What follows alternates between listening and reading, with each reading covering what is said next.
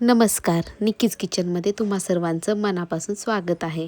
खाल्ल्यानंतर चव विसरणार नाहीत अशी मस्त चमचमीत शेवग्याच्या शेंगाची रस्सा भाजी.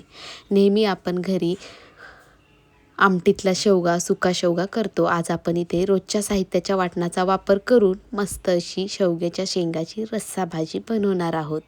चला तर मग ही भाजी कशी बनवायची त्यासाठी आपण सुरुवात करूयात. सर्वप्रथम मी इथे शेवग्याच्या शेंगा घेतलेल्या आहेत. शेवग्याच्या शेंगा ह्या जास्त जाडही नाही आणि जास्त पातळही नाही अशा घेऊयात. आणि शेवग्याच्या शेंगा कट करत असताना 2 ते 2.5 इंच एवढी लांब अशी कट करून घेऊयात.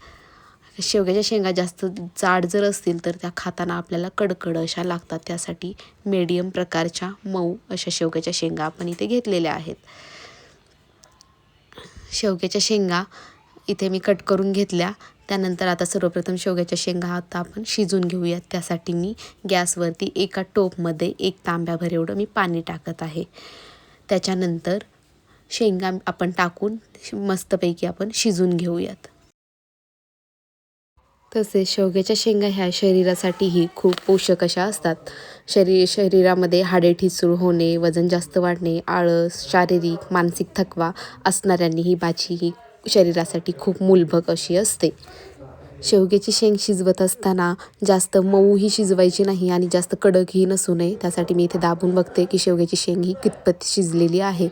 शेवग्याच्या शेंगा ह्या जास्त मऊ जर जास्त शिजल्या तर त्याच्यामध्ये मसाला राहणार नाही आणि आपल्याला खाण्यासाठीही टेस्टी लागणार नाही.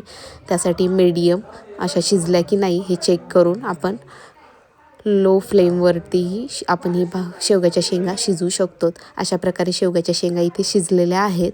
आणि एका साईडला शेवग्याच्या शेंगाची वाटणाची तयारी आपण करूया. त्यासाठी मी इथे एक कांदा आणि टोमॅटो घेतलेला आहे. लो फ्लेमवरती मस्तपैकी भाजून घेऊयात. इथे बघू शकता तुम्ही टोमॅटो आणि कांदा भाजून घेतलेला आहे. लसूण सोलून घेतला. त्याच्यानंतर मिक्सरच्या भांड्यामध्ये लसूण, टोमॅटो कट करून मिक्सरच्या भांड्यामध्ये आपण ह्याचीही पेस्ट तयार करणार आहोत. त्यासाठी टोमॅटो हा मी कट केला, मिक्सरच्या भांड्यामध्ये टाकून घेतला. त्याच्यानंतर आपण भाजलेला कांदा घेऊयात. कांदाही बारीक कट करून मिक्सरच्या भांड्यामध्ये टाकून त्याची आपल्याला पेस्ट तयार करायची आहे. इथे कांदा मी बारीक करून घेतला आणि पेस्टसाठी आपण सगळे एकत्र वाटण करून वाटणार आहोत. त्याच्यामध्ये आता आपण थोडीशी कोथिंबीर आणि त्याच्यानंतर अद्रक, धनी थोडीशी, अद्रकही कट करून आपण थोडीशी अद्रक टेस्टीसाठी पण टाकणार आहोत.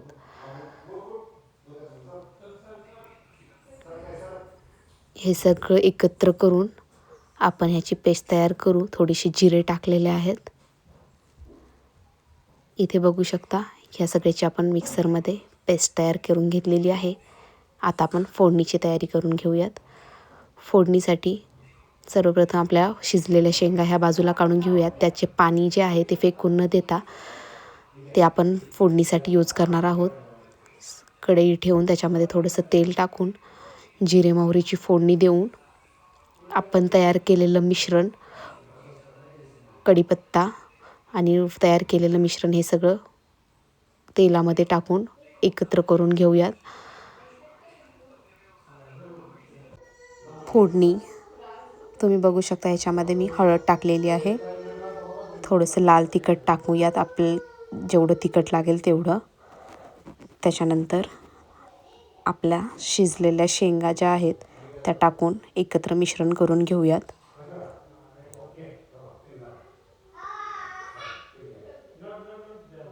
एकत्र मिश्रण झाल्यानंतर जे शिजलेल्या शेंगाचं पाणी होतं तेच पाणी मी ह्याच्यामध्ये टाकून अगदी व्यवस्थित फोडणीसाठी यूज केलेलं आहे. शेंगदाण्याचं कूट टाकून आपण ही भाजी तयार केलेली आहे. वरून कोथिंबीर टाकूयात